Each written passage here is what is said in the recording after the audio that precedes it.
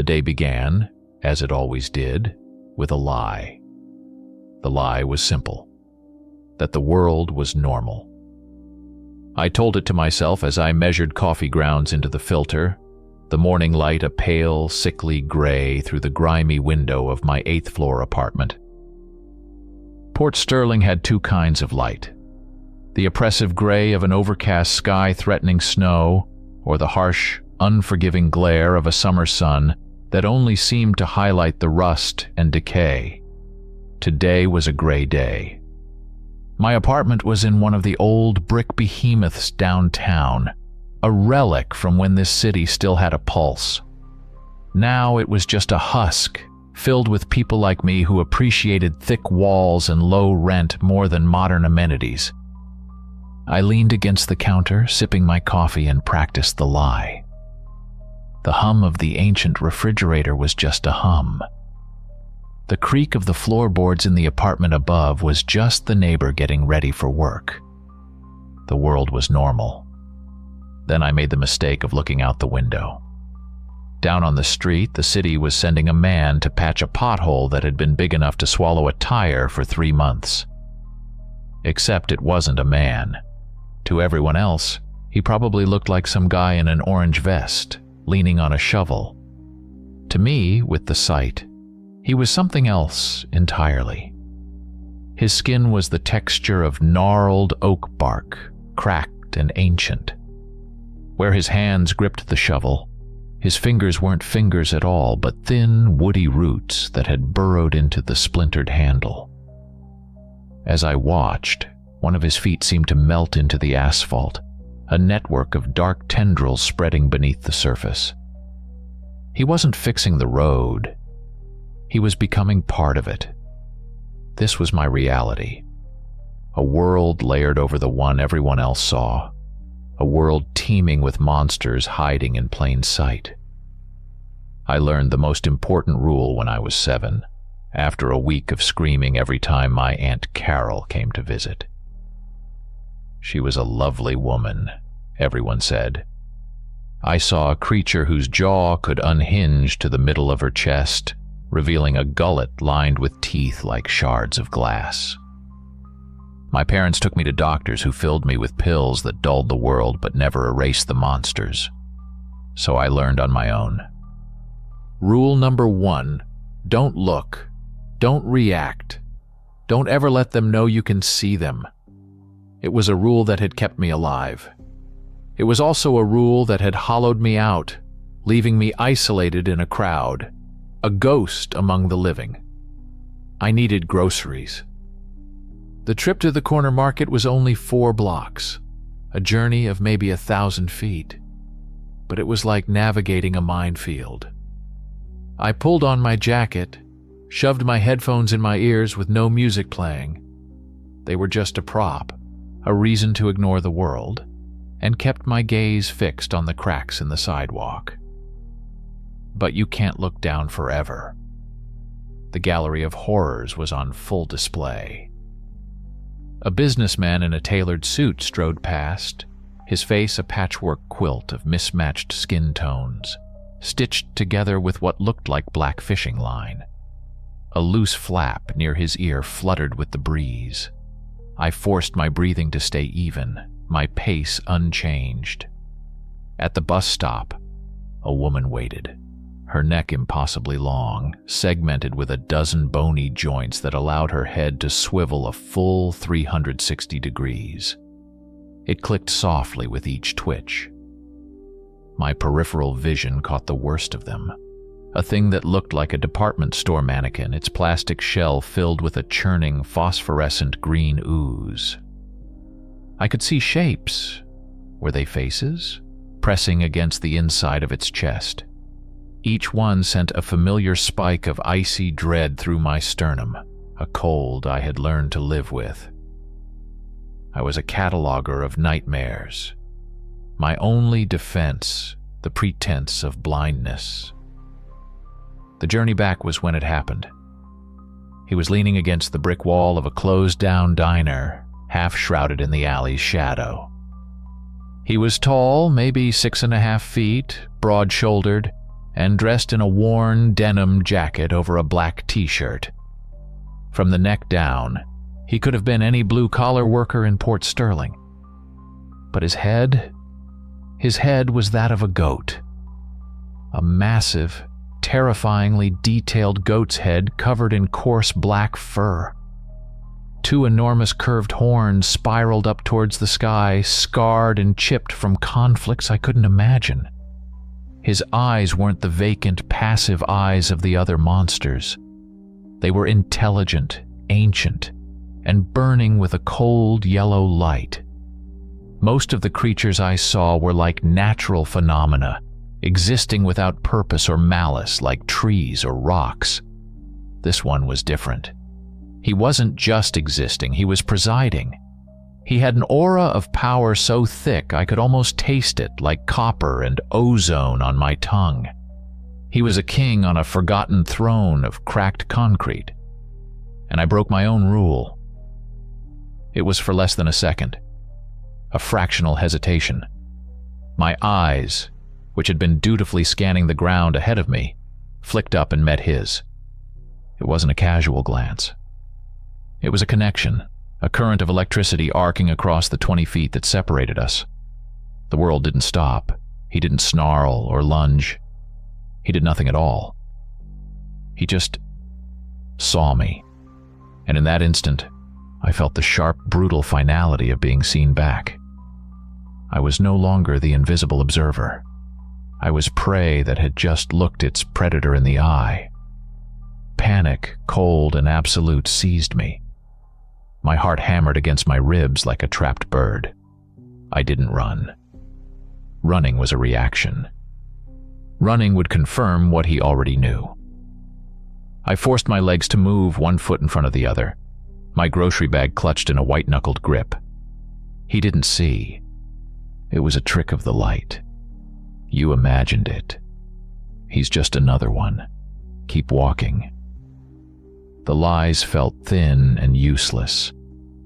I could feel his gaze on my back, a physical weight, a brand being seared into my skin. I didn't dare look back. By the time I fumbled my keys into the lobby door, my hands were shaking so badly it took 3 tries. I half-sprinted up the 8 flights of stairs, my lungs burning, not wanting to risk the slow, claustrophobic elevator. I slammed my apartment door shut, shot the deadbolt, and leaned against it, gasping for air. Safe. I was safe. It was nothing. Nothing happened. For hours, I tried to believe it. I put away the groceries, tried to work on a design project, the cursor blinking on an empty screen. The sun went down, plunging the city into a deep, impenetrable dark. The apartment was silent, save for the ever-present hum of the fridge. Then it came, thud, thud, thud. 3 heavy, deliberate knocks on my door. Not the polite rap of a neighbor, not the staccato urgency of a delivery. This was a sound that carried weight and purpose. It was the sound of something that knew you were home, and knew you had nowhere left to run. My blood turned to ice. For a full minute I didn't move, didn't even breathe. Every horror movie trope I'd ever seen played out in my mind. Don't answer it, pretend you're not home, hide in the closet. But this wasn't a movie, and the thing on the other side of that door wasn't just some random monster. The heavy, resonant quality of the knock told me everything I needed to know. It was him. He had followed me. My legs, moving on their own accord, carried me to the door. My hand, slick with sweat, trembled as I reached for the peephole. I peered through the small circle of distorted glass, my heart pounding a frantic rhythm against my ribs. On the other side stood a man. Just a perfectly ordinary man in his late 40s, with thinning hair, a tired face, and a plain brown jacket. It was a flawless illusion, a glamour designed to fool the mundane world. But the sight didn't care about illusions. Beneath that thin veneer of humanity, I could feel the immense, ancient pressure of his true form, a psychic weight that made the air in my hallway feel thick and hard to breathe. He knew I was looking. Denial was a luxury I could no longer afford. With a sense of grim finality, I unlatched the deadbolt. The click echoed in the silence like a gunshot. I pulled the heavy door inward. The illusion shattered the instant the air from the hallway hit my face. The tired-looking man was gone, replaced by the goat man. He was even larger up close, his massive horns nearly scraping the top of the doorframe. The scent of dry earth, old leather, and something wild, like a storm brewing over a barren field, rolled off him in waves. His yellow eyes, glowing with their own internal light, pinned me in place.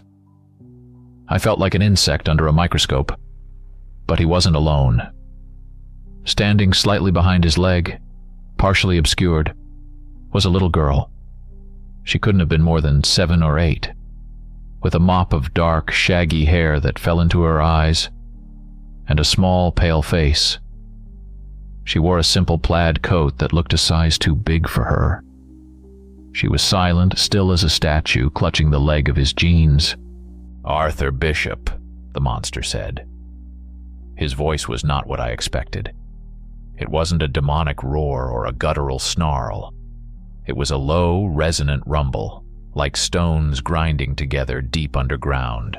The sound vibrated through the floorboards and up into my bones. "I know you see me." There was no accusation, no threat in his tone. It was a simple statement of fact, but it hit me with the force of a physical blow. The foundation of my life, the secrecy, the denial, the careful, exhausting pretense, crumbled into dust in those 5 words. My entire world, meticulously constructed over 2 decades of fear, was gone. I couldn't speak. I could only stare, my mind a screaming void. "There are rules in our world, Arthur," he continued, taking a step forward, forcing me to retreat into my own apartment. "And there are commodities. People like you, people with the sight. You're a very valuable commodity on a certain kind of market. There are those who would pay a great deal to own a pair of eyes that can see the truth of things. To use them as guides, as spotters, or simply as pets." The veiled threat hung in the air, heavier than any physical weapon. He didn't need to shout or show his teeth. He was showing me the cage he could so easily put me in. My solitary, paranoid life suddenly seemed like a paradise I hadn't appreciated. "I have no interest in that market," the goat man rumbled, his gaze unwavering. "But I find myself in need of a service, a favor, and you find yourself in a position to grant it." He gently nudged the little girl forward. She took a hesitant step into my apartment, her dark, unblinking eyes fixed on the floor.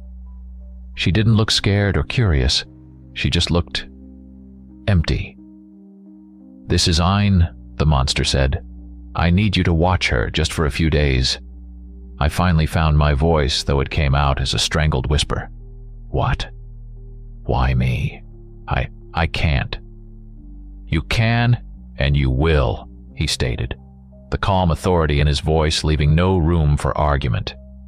"Because you see what she is, and you live in a place no one would think to look. You are the perfect hiding spot." He reached into his denim jacket and pulled out a thick wad of cash, tossing it onto the small table by my door. "For your trouble." Then he laid out the instructions, each one more bizarre than the last. "She doesn't talk much. She'll need to eat once a day in the evening. It must be fresh. It must be raw meat. Nothing else. Don't ask her questions about where she's from or who she is. Just keep her safe and inside. Do you understand?" I stared from the pile of $100 bills to the silent child now standing in the middle of my living room. This wasn't happening. It was a nightmare, a stress-induced hallucination. But the cold dread in my gut, the weight of the goat man's presence, was all too real. Before I could form another protest, he gave a curt nod as if the deal was sealed. "I will return for her." Without another word, he turned. He didn't walk down the stairs. He simply stepped back into the shadows of the hallway, and it was as if they swallowed him whole. One moment he was a towering, impossible figure, and the next, there was nothing but the flickering, grimy light of the hallway fixture. I was alone. Alone with a silent little girl and a pile of blood money on my table. The heavy door swung shut on its own, the latch clicking into place with a sound of utter finality. It locked me in, severing the last thread to my old, miserable but predictable life. The apartment was filled with a new kind of silence, heavy and charged, the silence of a bomb that has just been armed. The first 24 hours were a masterclass in unnerving silence. Ayn didn't speak. She didn't cry or ask for anything. After the door closed, she drifted into my living room, her small feet making no sound on the old hardwood floors, and found the corner farthest from the window. There she sat down on the floor, pulled an old, cracked smartphone from her coat pocket, and began playing a game. It was a primitive-looking thing, black and white pixels forming simple, falling shapes.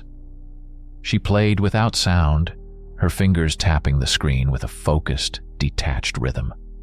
She didn't exist in my space so much as she occupied a small, sealed-off pocket within it. My mind raced, trying to process the sheer insanity of my situation.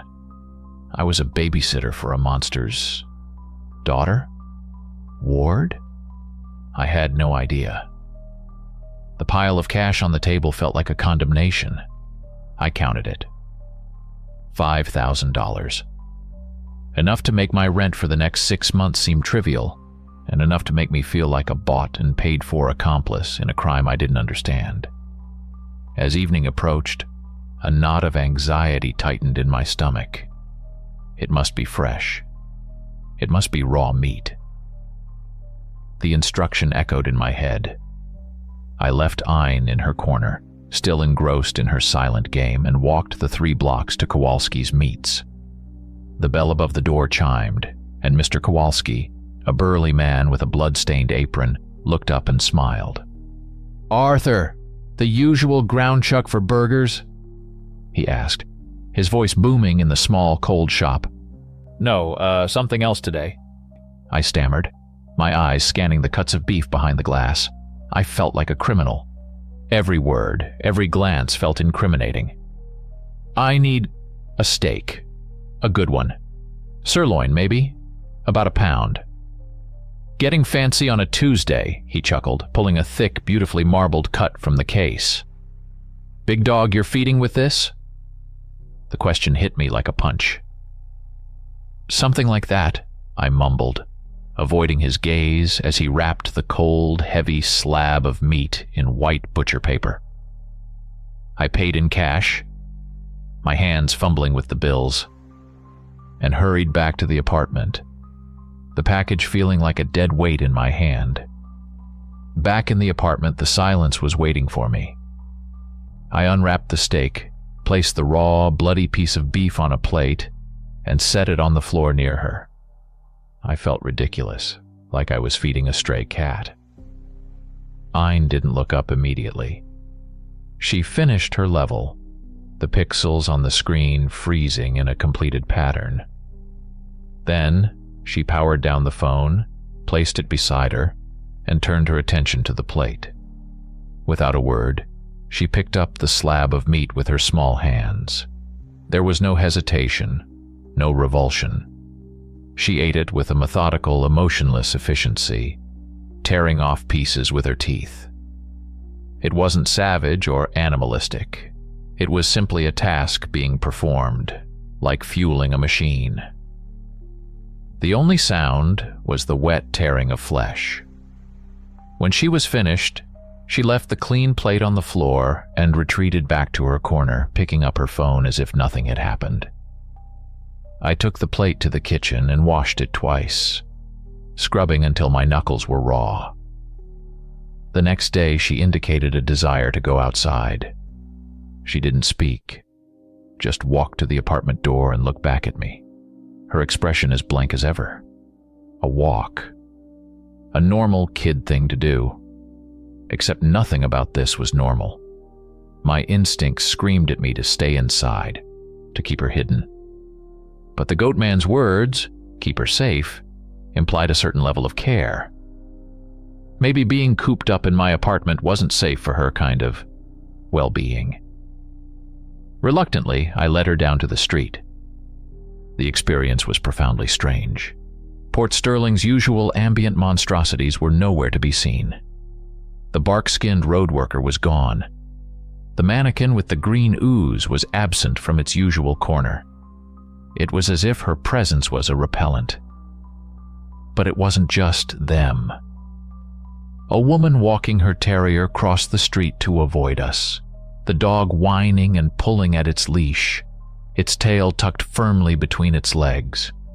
A group of teenagers who were laughing loudly on a stoop fell silent as we passed, their eyes following us with an instinctive, primal suspicion. We were a bubble of quiet dread moving through the city. Ayn seemed not to notice, her gaze fixed forward, her small hand not holding mine, but hovering an inch away, as if respecting a boundary. I tried to talk to her. "So, do you like your game?" I asked, my voice sounding unnaturally loud. She gave a tiny, almost imperceptible nod. "Is Ayn your real name?" Silence. "Are you okay?" Nothing. It was like talking to a stone wall. Her eyes, when they occasionally flickered toward me, held a depth that was terrifying. They weren't the eyes of a child. They were dark, ancient pools of knowing, and I felt like I was drowning in them. The third night was when the tension truly began to break me. I was lying in bed, staring at the ceiling, unable to sleep.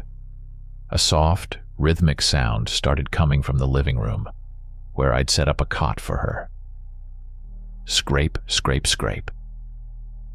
It was a grating sound, like wood being methodically sanded down with something coarse. I crept out of my bedroom, my heart in my throat. I peered around the doorframe.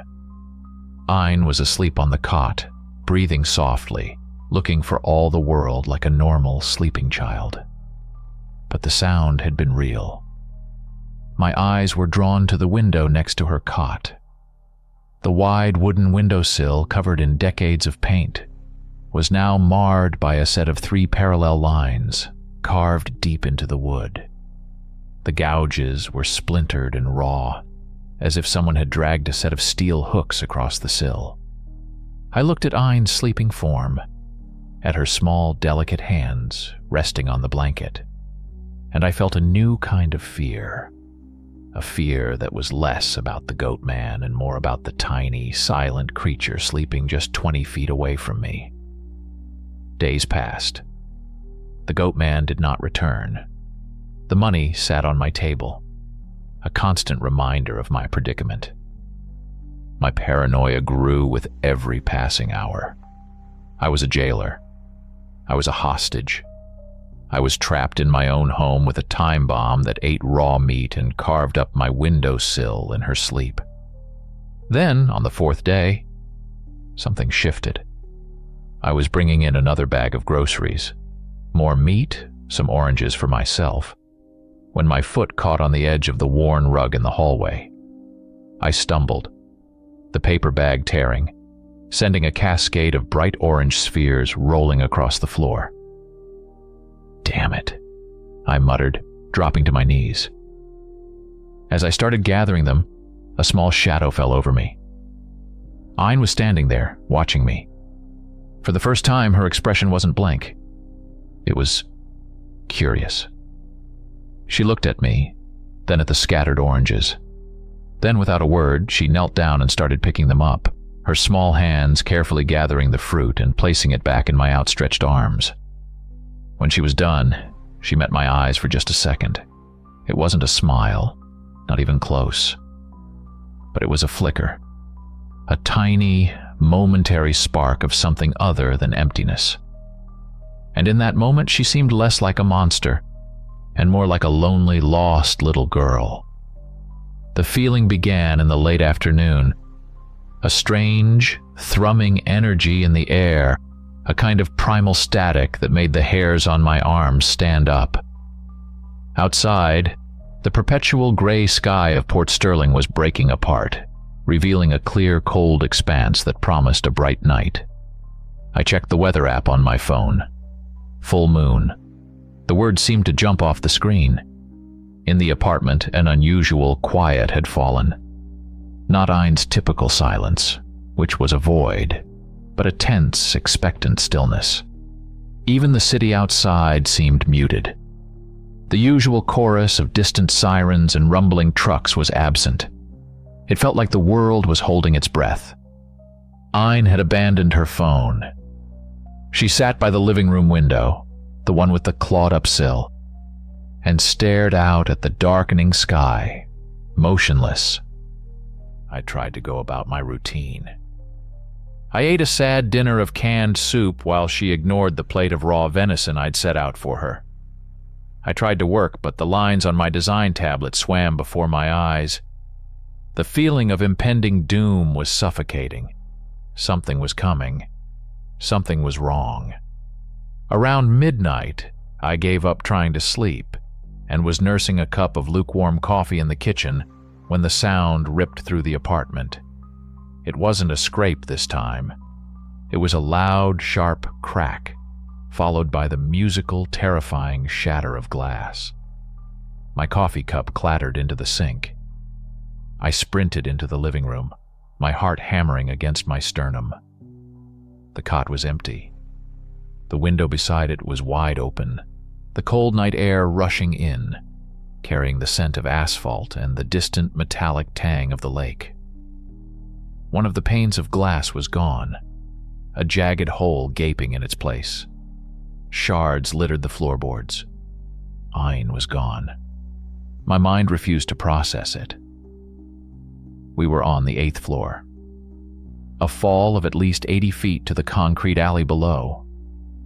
A wave of nausea and vertigo washed over me. I stumbled to the window, my hands gripping the damaged frame, and forced myself to look down.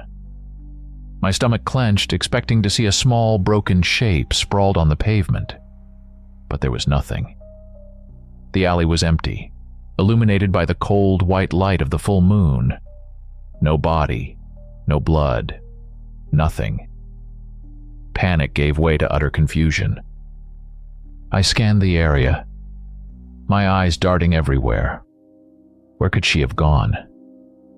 And then I saw it. On the sheer brick face of the office building across the alley, a shadow was moving. It wasn't a trick of the light. It was a dark silhouette, climbing the wall with an impossible spider-like agility. It moved with a fluid, predatory grace, finding purchase where there was none, ascending the vertical surface as easily as I would climb a flight of stairs. The silhouette reached the roof of the neighboring building, a 10-story climb, and paused at the ledge. For a breathtaking moment, it was perfectly outlined against the massive, luminous disk of the moon. And I saw its true shape. It wasn't a girl. It was large, lupine, and powerfully built. Long limbs, a wolf-like head, and a tail that lashed the air. It was a wolf, yes, but it stood on 2 legs for a moment, a perfectly lycanthrope, before dropping to all 4s. The realization hit me not like a gentle dawn, but like a bolt of lightning, burning away all my confusion and leaving behind only stark, terrifying clarity. Ein wasn't just some strange entity. She was a werewolf. The raw meat, the claw marks, the full moon. It was also horribly obvious now. The creature on the roof threw its head back, and though I couldn't hear it from this distance, I could feel the silent howl in my bones. It was a cry of release, of freedom, of pure, unadulterated wildness. Then, with a single powerful leap, it vanished over the other side of the building, gone into the concrete jungle of Port Sterling. I backed away from the window, my legs unsteady. I sank onto my sofa, the shards of glass crunching under my feet. What was I supposed to do? Call the goat man? I didn't have his number. Call the police? Hello, officer? The little girl I'm illegally babysitting for a goat-headed monster just turned into a werewolf and jumped out my 8th-story window. They'd lock me up and throw away the key. So I did the only thing I could. I waited. I sat there all night in the cold, silent apartment, watching the moon crawl across the sky. The hours stretched into an eternity. Every distant siren, every shout from the street below sent a jolt of fear through me. Was it her? Had she been seen? Captured? Hurt? A strange, unwelcome feeling began to surface beneath the fear, a feeling of responsibility, a feeling of worry. Just as the first hint of gray began to soften the eastern sky, a faint scratching sound came from the broken window.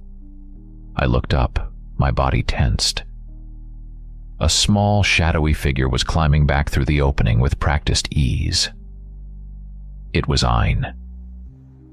She was back in her human form, wearing the same plaid coat, now looking a little more rumpled. There wasn't a scratch on her. Her face and hands were clean. She padded softly across the room, climbed onto her cot, pulled the blanket up to her chin, and fell instantly asleep. I stared at her peaceful, sleeping face, then at the gaping hole in my window and the impossible drop to the alley below. The night had changed everything. The goat man hadn't just asked me to hide a child. He had trusted me with the force of nature. Knowledge is a heavy thing. Looking at Ayn the next morning was a completely different experience.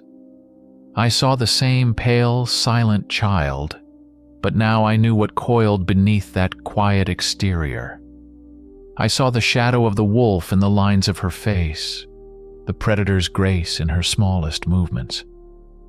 I patched the broken window with a piece of cardboard and duct tape, and when she woke up and saw it, she gave no reaction. She didn't have to. We both knew what had happened. There was a new, unspoken understanding between us. I was no longer just her reluctant keeper. I was the guardian of her secret. The dynamic had shifted. I started to see her not just as something dangerous, but as something precious and vulnerable too. And then she started to talk. It began with single words, whispered so softly I could barely hear them. When I handed her a plate of sliced beef that morning, she said, "Thanks." The word was small, but it landed in the quiet apartment with the force of an explosion. Later that day, I asked if she wanted to watch TV. "Yes," she whispered. We sat on the couch, watching old cartoons about a coyote and a roadrunner. The slapstick violence seemed to fill a void in the apartment that silence couldn't. During a commercial, she spoke a full sentence. "My name is Ayn." I looked at her, surprised. "I know," I said gently. "It's the only thing they left me," she added, her eyes still on the screen. My curiosity, which I'd been fighting to suppress, finally won. "They? Your parents?" She nodded slowly. "They went away." "A long time ago." Her voice was flat, reciting a fact rather than sharing a memory. "I came from far away, from a place with more trees than buildings." It was a start. A crack in the wall of silence. I didn't push. For the rest of the day, a fragile peace settled over the apartment. It felt almost normal. Almost. That evening, we ran out of milk. A simple errand. A quick trip to the corner market. It felt safe enough. The sun had set, but the streetlights of Port Sterling cast pools of jaundiced orange light on the sidewalks. We walked in our usual manner, a few feet apart, a silent man and a silent girl. As we passed the mouth of a narrow alley between a laundromat and a pawn shop, a sound cut through the night, It was a scream. Not a playful shriek or a startled yell, but a raw, high-pitched scream of pure, abject terror, choked off mid-cry. My second rule, a corollary to the first, was never, ever get involved. The world of monsters had its own ecosystem, its own food chain. Interfering was like a mouse trying to break up a fight between two rattlesnakes. It was suicide. My feet stopped. My body screamed at me to keep walking, to pretend I hadn't heard a thing. It was the smart thing to do. It was the safe thing to do. But the scream had been too human. And Ayn was looking at me, her dark eyes wide, waiting to see what I would do. That strange protective instinct flared up again. Damn it. "Stay here," I whispered to her, my voice tight.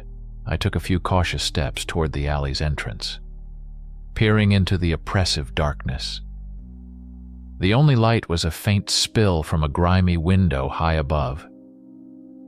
At first I saw nothing but overflowing dumpsters and refuse. Then my eyes adjusted. A man was on the ground, pinned against the brick wall. Over him stood a creature that my brain struggled to comprehend.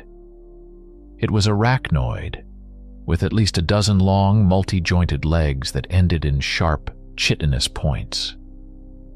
But its body, its torso, was disturbingly human. I could see the shape of a muscular back, a spine, shoulder blades. As it shifted, I saw its face, or where its face should have been.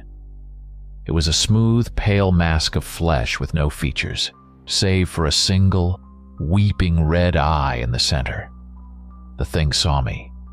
The single red eye swiveled and fixed on me. It let out a high-pitched chittering sound, a sound of fury and interruption. It abandoned its prey, scuttling towards me with impossible speed, its legs clicking like 100 frantic typewriters on the wet pavement. This is it, I thought. This is how it ends. My legs were frozen, my mind blank with terror. I had broken the rule, and this was the price. The creature reared up, its sharp legs poised to strike, the featureless face just feet from mine. Then, Ayn moved. She stepped in front of me, a tiny thing against a nightmarish predator. She looked impossibly small, impossibly fragile.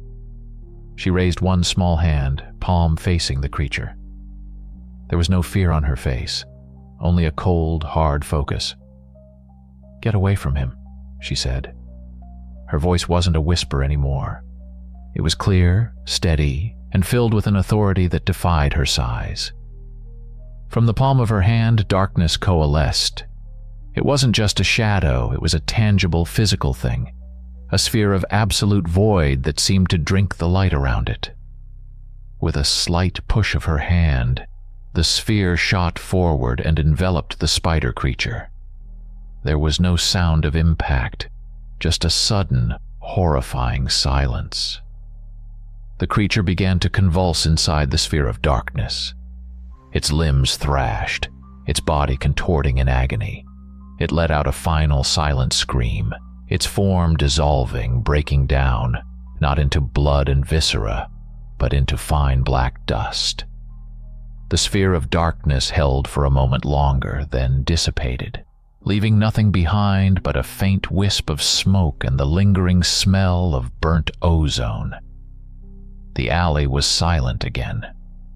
The man on the ground was unconscious but breathing. I stood shaking, staring at the spot where the monster had been. Then I looked at Ayn. She was just a little girl again, her hand lowered, her expression unreadable. She had just unmade a monster, and she had saved my life. The shock held me for a second, then adrenaline kicked in. The man on the ground groaned. He was alive. I couldn't just leave him here. "Come on," I said to Ayn, my voice hoarse. I grabbed the man under his arms. He was heavier than he looked, and dragged him out of the filth of the alley and onto the relative safety of the lit sidewalk. He was just a guy in his 50s, wearing a cheap suit, now torn and stained. There were scratches on his arms, but he seemed otherwise unharmed. My first instinct was to call for help, but I couldn't use my cell. It would trace back to me, place me at the scene. Rule number 3, a new one I was forming on the fly: leave no trace. "Wait here, don't move," I told Ein, propping the unconscious man against the laundromat wall. I sprinted to the corner where an old payphone, a true Port Sterling antique, still stood. I dialed 911, my heart still racing. "There's a man down on the corner of 4th and Elm," I said, my voice disguised with a low mumble. "Looks like he was mugged. He's unconscious." I didn't wait for a response. I hung up the phone, grabbed Ein's hand, the first time I had ever initiated contact, and we melted back into the shadows, disappearing down a side street just as I heard the first faint wail of a distant siren. Back in the apartment, the cardboard-patched window seemed like a trivial problem. I locked the door and leaned against it, my legs finally giving out from the strain. I slid to the floor, my head in my hands. Ein stood in the middle of the room, watching me with those ancient eyes. Finally, I looked up at her. "What was that?" I asked, the words barely a whisper. "That power in the alley, what was that?" She was silent for a long moment, as if deciding how much to say, or if she should say anything at all. "It is the power of my bloodline," she said softly. "The power of my family." I pushed myself up, my mind reeling. "Your family," I thought. "I thought you were just a werewolf." The word sounded clumsy and inadequate now. A flicker of something, sadness maybe, crossed her face. "The change is part of it. The moon calls the wolf, but that is not all we are. My family. My pack. We are not just shifters. We are old. We can command the shadows. The darkness is our blood." I listened, trying to wrap my head around it. This went far beyond any folklore I'd ever heard. She wasn't just a monster. She was royalty of a kind, descended from something ancient and powerful. "My parents taught me," she continued, her voice small but steady, "how to shape the shadows, how to make them solid. They said it was a gift, to protect our own." Her gaze dropped to the floor. "But it is also a curse. Others want this power. They hunt us for it." The pieces began to click into place, forming a picture that was far more vast and terrifying than I had imagined. The goat man. His urgency. His choice to hide her with me. A nobody. A seer living in a forgotten corner of a dying city. He wasn't just dumping a problem child on me. He was hiding a princess. He was stashing a priceless living weapon in the last place anyone would think to look. My fear, which had been a constant low-level hum, began to morph into something else. A grim, heavy sense of purpose. I wasn't a jailer anymore. I was a guardian, a protector. "Who hunts you?" I asked. She shook her head. "They have many names. The soulless, the hollow ones. They serve a master who wants to consume all power that is not his own. The mannequin creatures, the spider thing in the alley, they weren't random predators. They were soldiers, hunters, and they were searching for her. The fight in the alley hadn't been a random encounter. It was a sign. They were getting closer. They were in the city." A strange calm settled over me. The abstract fear of the unknown was being replaced by the concrete fear of a known enemy. For the first time, I felt like I had a role in this hidden world beyond simply observing and hiding. Later that evening, in a strange attempt to inject some normalcy into our insane situation, I put on the cartoon channel again. During a particularly ridiculous scene where the coyote was flattened by a giant anvil, a tiny sound escaped Ein's lips. It was half gasp, half laugh. I looked over and she was smiling. A real, genuine smile that lit up her pale face and made her look, for just a moment, like the little girl she was supposed to be. The moment was a small island of peace in a sea of dread. It felt good. But as she smiled, I felt a cold prickle on the back of my neck. The feeling of being watched. I glanced toward the window. There was nothing there but the reflection of my lamp against the night sky. But I knew, with a certainty that chilled me to the bone, that our sanctuary had been compromised. The fight in the alley had been a flare in the darkness, and something had seen the light. They knew we were here. The end of my quiet life began with the sound of a pin scratching against metal. It was late, well past midnight. I was dozing on the couch, having given up on sleeping in my bed. Ayn was asleep on her cot, a small, still lump under a thin blanket. The scratching sound was faint at first, coming from the hallway, so subtle I thought it might be a mouse in the walls. But then it came again, sharper this time. The distinct, methodical sound of a lock pick working its way into the tumblers of my deadbolt. My blood ran cold. I slid off the couch, my movements silent, and crept over to the small tablet on my desk that was connected to the cheap security camera I'd installed over my door years ago. A flimsy defense against mundane threats, not a supernatural siege. The grainy, black and white feed flickered to life. Standing in the dim hallway were 3 figures. At first glance, they looked like mannequins, with the same smooth, androgynous features and stiff postures you'd see in a department store window. They were dressed in simple dark clothing, but my sight peeled back the facade, showing me their true nature. They were not solid. They were empty shells of a pale, waxy substance, and inside each one, a thick, viscous green fluid churned and pulsed with a malevolent light. I could see the shapes I'd glimpsed before, the screaming faces trapped within the ooze, their silent agony powering these soulless puppets. I realized with a jolt of horror they weren't 3 separate entities. They were vessels animated by a single remote consciousness, the hollow ones. I backed away from the screen, my breath catching in my throat. I looked at the door.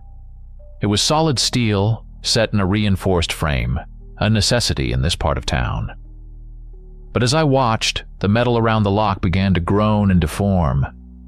A small concave dent appeared, as if pushed by an immense unseen thumb. They weren't picking the lock anymore. They were simply pushing their way through.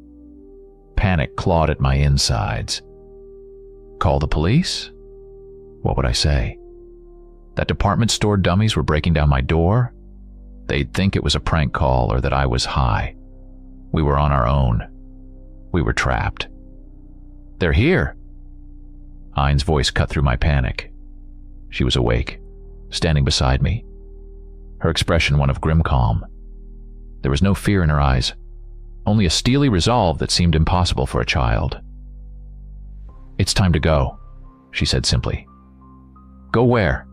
I hissed, gesturing wildly at the groaning door. The fire escape is on the other side of the building. We're on the 8th floor. We're trapped. She didn't answer with words. She simply turned and nodded toward the large window in the living room, the one that wasn't patched with cardboard, the one that overlooked the 10-story drop to the street below. You're insane, I whispered, shaking my head in disbelief.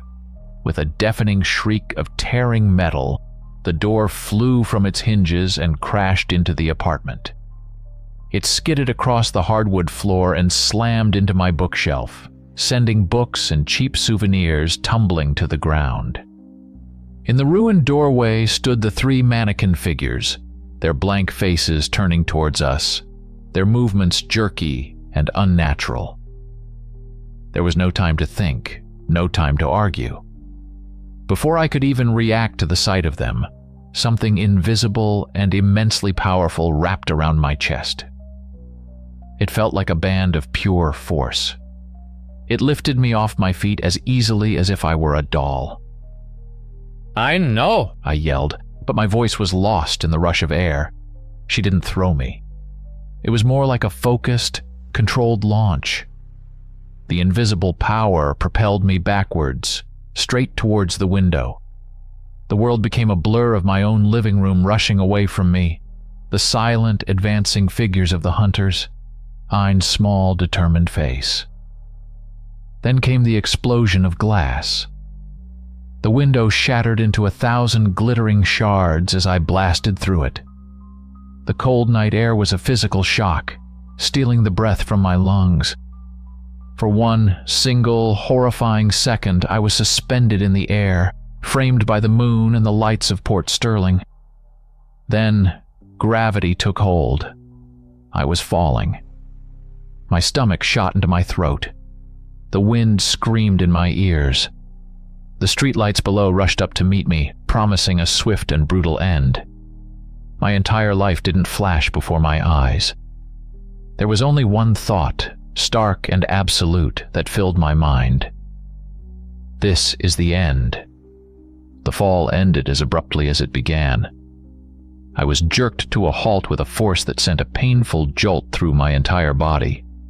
I wasn't plummeting anymore.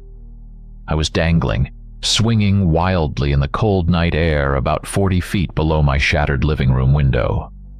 My mind, still reeling from the certainty of death, struggled to make sense of it. I looked up, craning my neck. A thick, inky black tendril, like a rope woven from solidified night, was wrapped around my chest.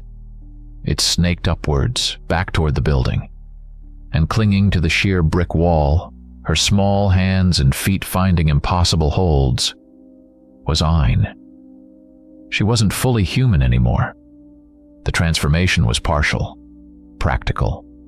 Her fingers were tipped with sharp, black claws that dug into the mortar between the bricks. A short, bushy tail had sprouted from the base of her spine, lashing back and forth for balance. Her eyes glowed with a faint red light in the darkness. She was holding me, a 200-pound man, with a single tendril of shadow as she scaled the wall. With a grunt of effort, she began to move, not down, but sideways, scrambling across the face of the building with me swinging below her like some grotesque pendulum. Then she began to climb, hauling me up with her. The shadow tendril retracted, pulling me closer to the wall until my shoes scraped against the brick. She reached the roof, hauled me over the ledge, and deposited me onto the tar-covered surface with a graceless thud. I lay there, gasping, my body trembling with leftover adrenaline. Down on the street, chaos was erupting. The 3 mannequin creatures had emerged from the building's entrance. They must have realized we hadn't splattered on the pavement. Their blank heads tilted upwards in unison. But they weren't the only ones. From the shadows of alleys and doorways, other things were emerging. I saw a hulking, hunched shape that shambled on 4 thick limbs. I saw a flock of creatures like skeletal birds with leathery wings. The hunters had brought reinforcements. They were sealing the block. "We have to move. Now," Ein commanded, her voice a low growl. She was already on her feet, pulling me up. She led the way, a small, dark figure running across the rooftops of Port Sterling. We leaped across the gaps between buildings, a chasm of darkness and city lights yawning beneath us. She moved with a preternatural confidence, while I scrambled after her, my heart in my throat with every jump. She was leading us away from the relative density of downtown, toward the skeletal remains of the city's industrial past on the waterfront. The abandoned factories and warehouses loomed like sleeping iron giants against the night sky. It was a labyrinth of rust, concrete, and shadows. Her territory. We found our way down to ground level via a rusty fire escape, landing in the courtyard of a massive, derelict auto plant. The walls were stained with decades of grime, the windows were shattered voids, and the silence was deep and profound. For a moment, I thought we had lost them. Then the exits were sealed. Dark shapes flowed into the two main archways of the courtyard, blocking our escape. The skeletal bird creatures landed on the crumbling rooftops above, their talons scraping on concrete, their heads swiveling as they watched us. We were surrounded. We had run right into a trap. A new figure emerged from the darkness of the largest archway. It was not humanoid. It was a colossal, amorphous blob, a shifting mass of what looked like living insects, beetles, roaches, centipedes, all crawling over one another in a constant, nauseating swarm. The shape vaguely coalesced into a towering form, and hundreds of tiny, gleaming eyes on the surfaces of the insects' carapaces all swiveled to fixate on Ein. A voice spoke, but it had no single source. It was a legion, a chorus of a million tiny, chittering whispers that spoke in perfect, horrifying unison, echoing from every corner of the courtyard at once. "We have been looking for you for a very long time, little blood heir." The master grows impatient. The swarm of insects undulated, a wave of chitin and legs. This was their leader. This was the one in command. Ein didn't flinch. She took a step in front of me, shielding me with her small body. She pushed me back, towards a mountain of rusted barrels and debris. "Stay down," she snarled. The sound that came from her was no longer that of a little girl. It was the guttural, menacing growl of a cornered wolf. The moonlight broke through the grime-caked skylights high above, bathing the courtyard in a ghostly white light. Her body began to tremble and shift, growing, changing. "Don't get in the way." The transformation was nothing like the graceful ascent I had witnessed on the wall. This was violent, explosive, a brutal shedding of human limitations. Ein's body contorted, bones snapping and reforming with audible cracks. Fur, not brown or gray, but the color of midnight, sprouted across her skin. She grew, her small frame elongating into a terrifying 7-foot-tall bipedal form. She was no longer a werewolf from a fairy tale. She was a lycanthrope, a perfect fusion of human intelligence and lupine fury. Her head was that of a monstrous wolf, jaws filled with teeth like daggers, and her eyes burned with a malevolent crimson fire. Swirling tendrils of shadow bled from her body, wreathing her in a cloak of living darkness. She didn't wait for the enemy to act. With a roar that was pure, distilled rage, she launched herself at the Hollow Ones. She moved like a blur of darkness and claws. The first mannequin creature raised its arms to defend itself, but she was too fast. Her claws, wreathed in shadow, tore through the waxy shell as if it were paper. The thing split apart, spewing its glowing green, viscous contents across the concrete floor. The ooze hissed and steamed, the trapped faces within it letting out a final silent scream before dissolving. She pivoted, her powerful legs launching her at the second one. She caught it by the head, crushing its skull in her grip before ripping its torso in half. The third one tried to strike, but she batted its arm aside and drove her claws straight through its chest, lifting it off the ground before contemptuously flinging its empty shell against the far wall. It was over in seconds. 3 hunters, dispatched with savage efficiency. But they were just the pawns. The main piece, the colossal swarm of insects, still blocked the archway. It shifted, and a massive pseudopod of squirming bugs lashed out, striking Ein and sending her flying across the courtyard. She hit a steel support beam with a sickening crunch and crumpled to the ground. The Legion voice echoed again, tinged with something like amusement. "Your bloodline has grown weak. Your fury is nothing but a child's tantrum." The swarm surged forward, intending to engulf her. But as Ayn pushed herself up, wounded and snarling, she did something I didn't expect. She threw her head back, and from the depths of her monstrous chest, she unleashed a howl. It was not a sound of pain or fear. It was a deep, resonant, otherworldly call that vibrated in the very air. It was a summons. It was a command. And something answered. From the deepest, darkest corners of the abandoned warehouse, the shadows began to move. They stretched and writhed, detaching themselves from the walls and floor. With low, hungry snarls, dozens of new shapes emerged from the darkness. They were wolves. But they were not made of flesh and blood. They were woven from pure shadow, their forms semi-translucent, their eyes burning with the same red fire as Ayn's. They were smaller than her, leaner, moving with a silent, ghostly speed. They were her pack, the first pack, an army of nightmares she had called into being. The insect titan paused, its 1,000 eyes blinking in what might have been surprise.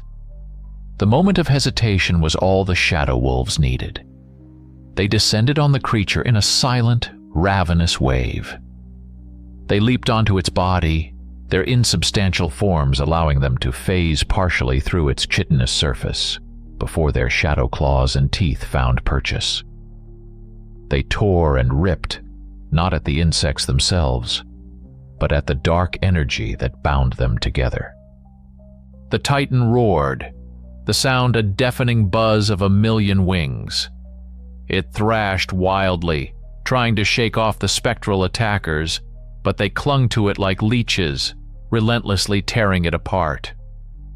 For every 100 bugs it crushed or swatted away, another shadow wolf would leap from the darkness to take their place. It was a collective hunt, a perfectly coordinated assault. Seizing the opportunity, Ayn, now back on her feet, charged. Her body was wreathed in a vortex of shadow energy. She leaped into the air, soaring over the chaotic melee, and plunged claws first directly into the center of the insect swarm. She was aiming for its core, the central intelligence that controlled the Legion. There was a blinding flash of black light, and a shriek that was a compound of every insect in the swarm screaming at once. The creature convulsed violently, its form destabilizing. Then, with a final wet implosion, it collapsed. The dark energy holding it together vanished. The spell was broken. Millions of dead ordinary insects, roaches, beetles, and centipedes, rained down onto the concrete floor, forming a disgusting ankle-deep carpet of chitinous bodies. The battle was over. The victory was absolute. The silence that followed the cacophony of battle was deafening. The shadow wolves, their purpose served, lingered for a moment, looking to Ayn as if for their next command. With a slight dip of her head, she dismissed them. They dissolved one by one, melting back into the ambient darkness from which they had been summoned, leaving no trace they were ever there. Ayn herself seemed to shrink, the raw power receding from her form. The transformation reversed, her body contracting, the fur vanishing, the monstrous features softening until she was once again just a little girl in a plaid coat, standing in the middle of a dead insect storm. She swayed on her feet, her breathing ragged. The fight had taken a tremendous toll on her. She looked at me, her eyes no longer burning red, but just dark and exhausted. We didn't speak. There was nothing to say. I walked over to her, carefully navigating the sea of dead bugs that crunched under my boots, and gently took her hand. She leaned against me, and together we walked out of the ruined factory and into the pre-dawn stillness of Port Sterling. The journey back to my apartment was a silent, grim trek through empty streets. My home, my former home, was a wreck. The door was gone. The living room was a disaster of shattered glass and splintered wood. It was no longer a sanctuary. It was a crime scene. But it was the only shelter we had. Ayn walked straight to her cot, lay down without even taking off her coat, and was asleep in seconds. I didn't sleep. I found the first aid kit and cleaned the cuts on my arms and face from my flight through the window. I sat on my ruined couch, amidst the wreckage of my former life, and watched the sun rise over the decaying city. The quiet, solitary existence I had so carefully cultivated was gone forever. The rules I had lived by were shattered. I was no longer an observer, hiding from the world. I was a participant, a player in a game whose rules I was only just beginning to understand. The fear was still there, a cold knot in the pit of my stomach. But for the first time, it wasn't the paralyzing, isolating fear I had always known. It was different now, mixed with a grim resolve and a strange, unfamiliar feeling. I looked at the small, sleeping girl who could command armies of nightmares, who had saved my life, who had smiled at a cartoon. And for the first time, in as long as I could remember, I didn't feel alone. Sometime after sunrise, as I was sweeping up the last of the broken glass, I noticed it. A plain white envelope had been slipped under the broken remnants of my front door. My name, Arthur Bishop, was written on the front in elegant, looping cursive. My hands trembled slightly as I picked it up.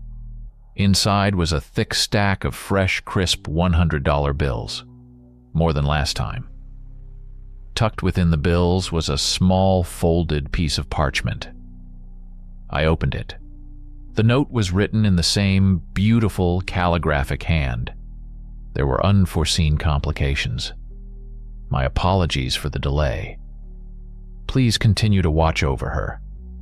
You are handling this with more fortitude than I anticipated. There was no signature. There didn't need to be. I clenched the note in my fist. This wasn't the end. It was an intermission. The goat man was still out there, playing his own game. The master that the insect creature had spoken of was still hunting. The hollow ones would be back. They would send something worse next time. My old life was over. The quiet, fearful man who catalogued monsters from a distance was gone, buried somewhere in the rubble of his own apartment. I looked from the money in my hand to the sleeping girl on the cot. We would have to leave, find a new place to hide, a new city. It would be dangerous, it would be terrifying. But as I stood there, in the ruins, I realized something. My quiet life had been an existence, not a life at all. Perhaps my real life was only just beginning.